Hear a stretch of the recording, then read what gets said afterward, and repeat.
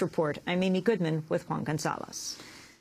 We turn now to the killing of 17-year-old Trayvon Martin. The Office of Special Prosecutor Angela Corey released a trove of documents late last night, revealing new details about the night George Zimmerman shot dead the teenager in Sanford, Florida.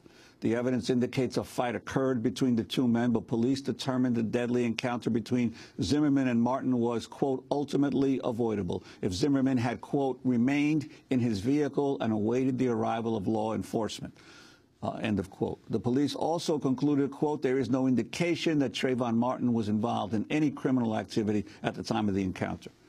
Among the released documents was Trayvon Martin's autopsy. It showed Martin had died from a single gunshot wound to the chest, fired from intermediate range. In addition, traces of marijuana were found in his blood. New photos and medical records show Zimmerman suffered a broken nose, bruises and cuts on the back of his head. The new documents also show Sanford police received an anonymous tip less than 2 full days after the shooting, before it became widely known to the public. The caller refused to identify herself, but said that Zimmerman, quote, has racist ideologies and is fully capable of instigating a confrontation that could have escalated to the point of him having to use deadly force. The caller was never tracked down.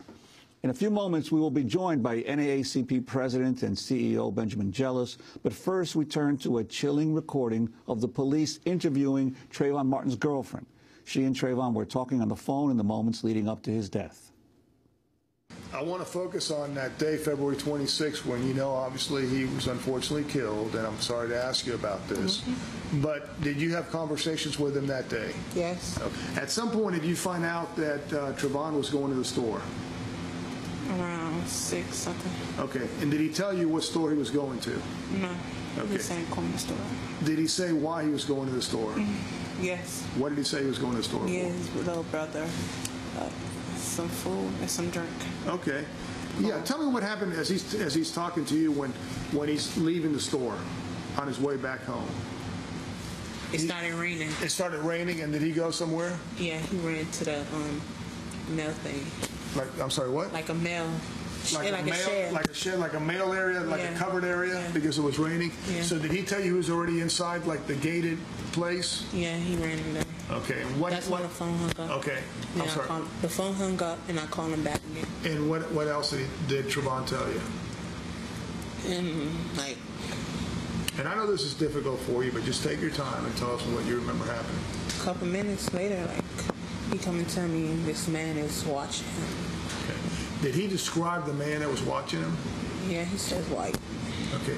Did he say whether the man was standing, sitting, whether he was in a car? Yeah. And what did he say about the man that was watching? Whether the man, he was on the phone? Yeah. Okay.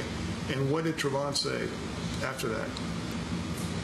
He just told me that, like, this man was watching him, so he might start walking. Trayvon started walking? He gonna start walking. Okay.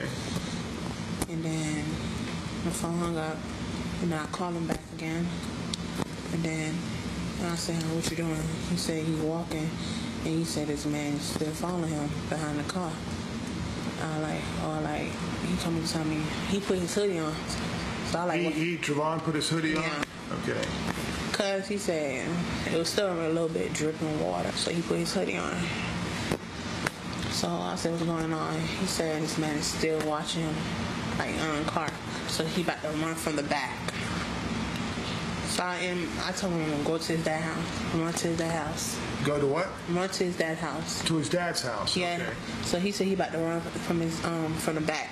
So next thing I hear, he just run, and I could hear that the wind blowing. So you could tell he was running at that time. Okay. And then what happened? And then he said he lost him. He lost, like, the man? Yeah. So was Trayvon at that time, you could tell he was, like, out of breath, like excited, like, right, like, okay. Yeah. Take your time. I know this is difficult for you. So he lost him. He was breathing hard. And by the time his voice kind of changed. Who, Trayvon? Yeah. Okay. What do you mean by that, his voice changed? I know he was fear. I'm sorry. I know he was scared. And I know what you're trying to tell me, but if you could describe to me how you could tell he was scared. voice was getting kind of low. A little bit. So you can tell he was breathing emotional, hard. like somebody who's like in fear? Yeah. Okay, He he's said he breathing lost hard? He said Okay. he lost him breathing hard, and I told him keep running. So Trayvon said he started walking because he thought he had lost the guy? Yeah. Okay. I said keep running. Okay. He said he ain't gonna run. Because he said he right by his father's house. Okay.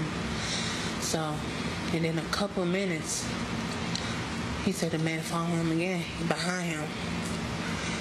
I say, run. You gonna run? He said he not gonna run, because I couldn't know he not gonna run because he out of breath. And then he told me to say this guy getting close to him. I told him run. And then I told him keep running.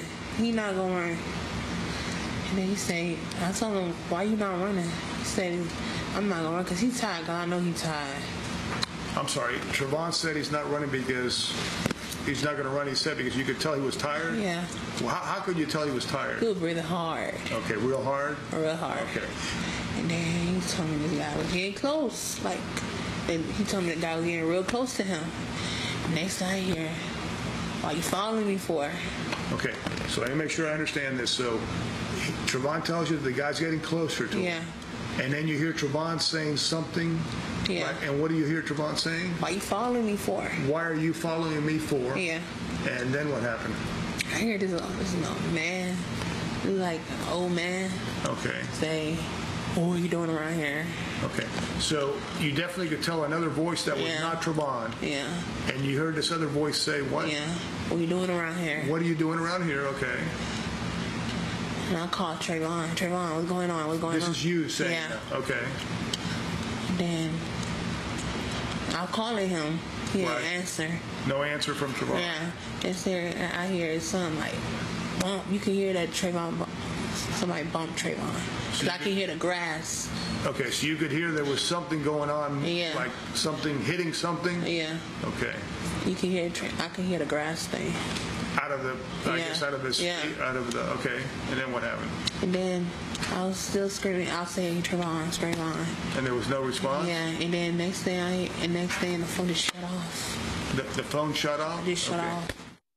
That was the voice of Trayvon Martin's girlfriend describing her last phone call with Trayvon, 17 years old. Moments after the call ended, he was shot dead by George Zimmerman. The young woman and Trayvon had known each other since kindergarten.